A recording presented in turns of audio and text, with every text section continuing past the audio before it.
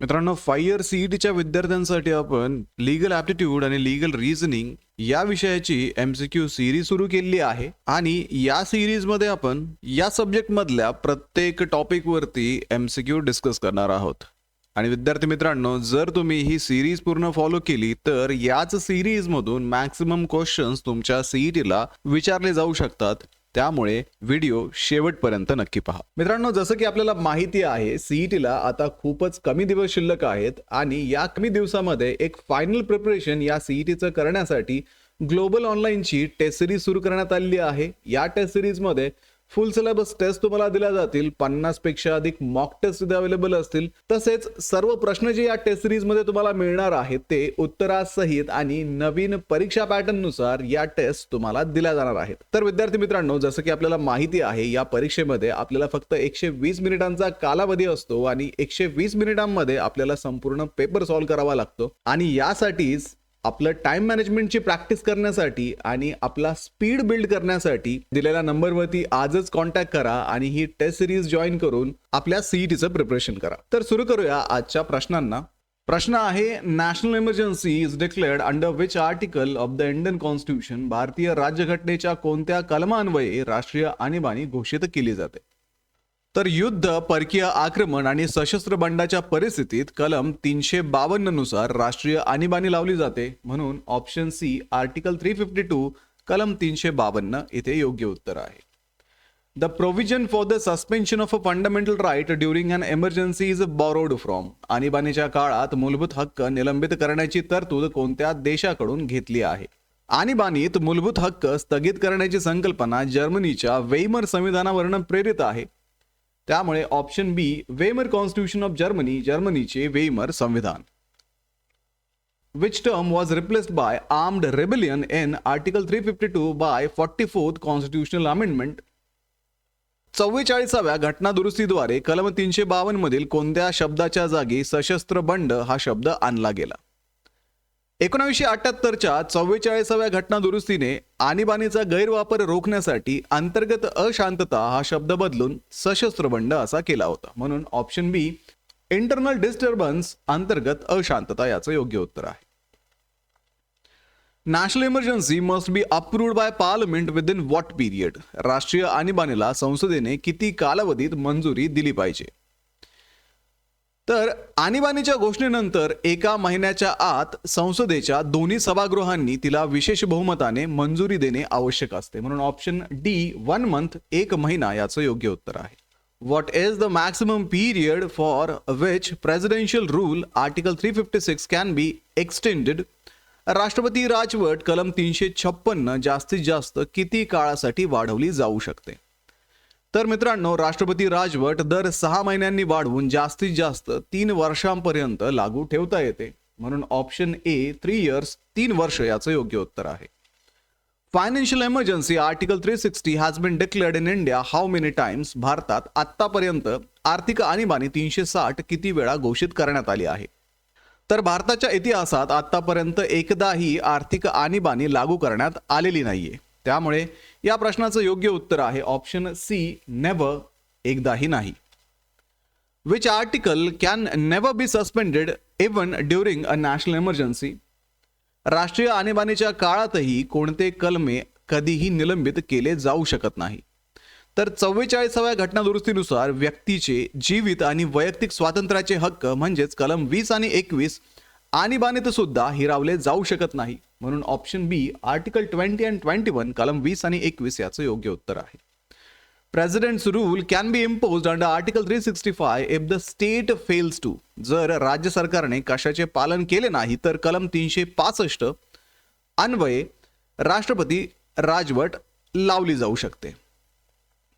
तर जेव्हा एखादे राज्य केंद्राने दिलेल्या घटनात्मक निर्देशांचे पालन करण्यास असमर्थ ठरते तेव्हा तिथे राष्ट्रपती राजवट लावता येते. म्हणून option C comply with the union direction, केंद्राच्या निर्देशांचे पालन करणे.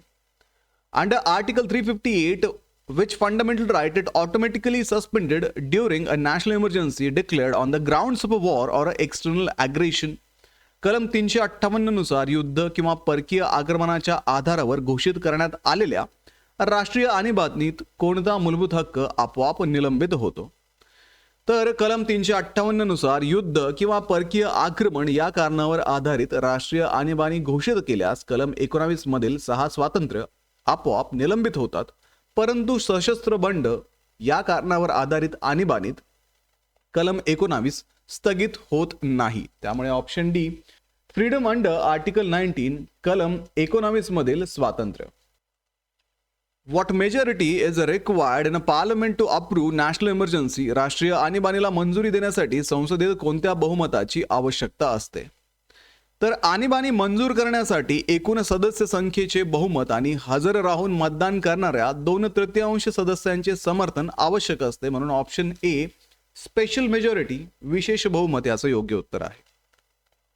Which article authorizes the president to suspend a right to move any court for enforcement of fundamental rights? मूलभूत हक्कांच्या अंमलबजावणीसाठी न्यायालयात जाण्याचा हक्क स्थगित करण्याचा अधिकार राष्ट्रपतींना कोणत्या कलमाने मिळतो?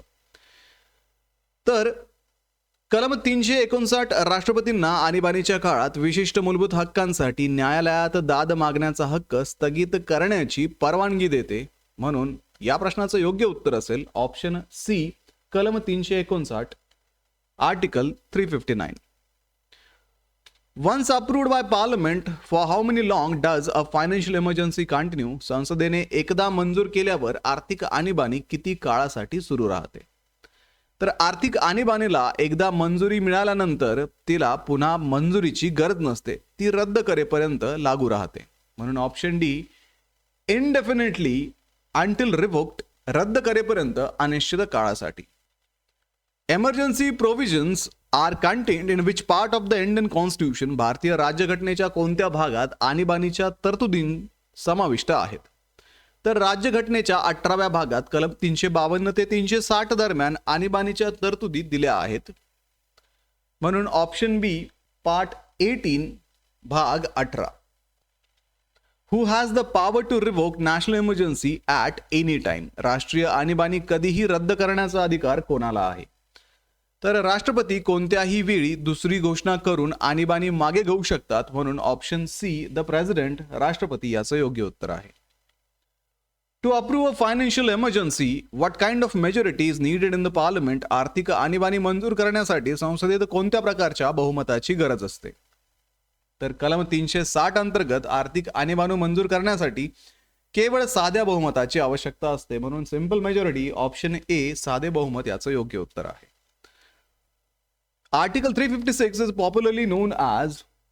कलम 356 लोकप्रिय रीतीने कोणत्या नावाने ओळखले जाते? तर राज्याची घटनात्मक यंत्रणा कोलमडल्यास तिथे कलम 356 नुसार राष्ट्रपती राजवट लावली जाते. म्हणून ऑप्शन बी प्रेसिडेंट्स रूल, राष्ट्रपती राजवट याचं योग्य उत्तर आहे. National emergency can be extended indefinitely but it must approved every. राष्ट्रीय आणीबाणी अनिश्चित काळासाठी वाढवता येते, परंतु तिला दर किती काळाने मंजुरी मिळणे आवश्यक आहे? तर संसदेच्या मंजुरीनंतर राष्ट्रीय आणीबाणी एका वेळी 6 महिने टिकते आणि ती पुन्हा पुन्हा 6 महिन्यांनी वाढावी लागते. त्याच्यामुळे ऑप्शन डी 6 मंथ 6 महिने याचं योग्य उत्तर आहे. Article 358 suspends article 19 only if the emergency is declared on the grounds of. कोणत्या कारणास्तव आणीबाणी घोषित केली तरच कलम 358 नुसार कलम 19 स्थगित होते. तर अंतर्गत सशस्त्र बंडाच्या आधारावरती लावलेल्या आणीबाणीत कलम 19 मधील स्वातंत्र्य स्थगित होत नाहीत. म्हणून option B war or external aggression, युद्ध किंवा परकीय आक्रमण याचं योग्य उत्तर आहे. Under the 44th amendment the Lok Sabha can disapprove a national emergency by a. 44व्या घटनादुरुस्तीनुसार लोकसभा कोणत्या बहुमताने ठराव मंजूर करून राष्ट्रीय आणीबाणी रद्द करू शकते? तर आणीबाणी सुरू ठेवण्यासाठी विरोध दर्शवणारा ठराव लोकसभा साध्या बहुमताने मंजूर करते. म्हणून ऑप्शन ए सिंपल मेजॉरिटी साधे बहुमत याचं योग्य उत्तर आहे. Article 356 can be imposed based on a report from which authority? कलम 356 कोणाच्या अहवालाच्या आधारावर लागू केले जाऊ शकते? तर राज्याचे राज्यपाल यांनी राज्याची परिस्थिती घटनात्मक नसल्यास अहवाल दिल्यास राष्ट्रपती राजवट लागू होते. म्हणून ऑप्शन सी स्टेट गव्हर्नर, राज्याचे राज्यपाल याचं योग्य उत्तर आहे. तर अशा पद्धतीने आपण काही महत्त्वाचे MCQ आजच्या या व्हिडिओमध्ये डिस्कस केलेले आहेत. सोबतच या MCQची डिटेल उत्तरं सुद्धा पाहिलेली आहेत. तर विद्यार्थी मित्रांनो, सीईटीला आता खूप कमी वेळ शिल्लक आहे आणि या कमी वेळामध्ये या सीईटीचं प्रिपरेशन करण्यासाठी ग्लोबल ऑनलाईनची टेस्ट सिरीज जॉईन करायला विसरू नका. कारण या टेस्ट सिरीजमध्ये तुम्हाला 50 पेक्षा अधिक मॉक टेस्ट दिल्या जाणार आहेत. याच्यामध्ये फुल सिलेबस टेस्ट सुद्धा इन्क्लुडेड आहेत. तसेच सर्व प्रश्न हे उत्तरासहित असून परीक्षा पॅटर्न नुसार या मॉक टेस्ट तुम्हाला दिल्या जाणार आहे. तर लवकरात लवकर ही टेस्ट सिरीज जॉईन करा आणि आपल्या सीईटीचं प्रिपरेशन सुरू करा. सोबतच विद्यार्थी मित्रांनो, ग्लोबल ऑनलाईन पब्लिकेशनची बुक आता Amazon वरती आणि तुमच्या जवळच्या पुस्तक विक्रेत्याकडे अवेलेबल आहेत.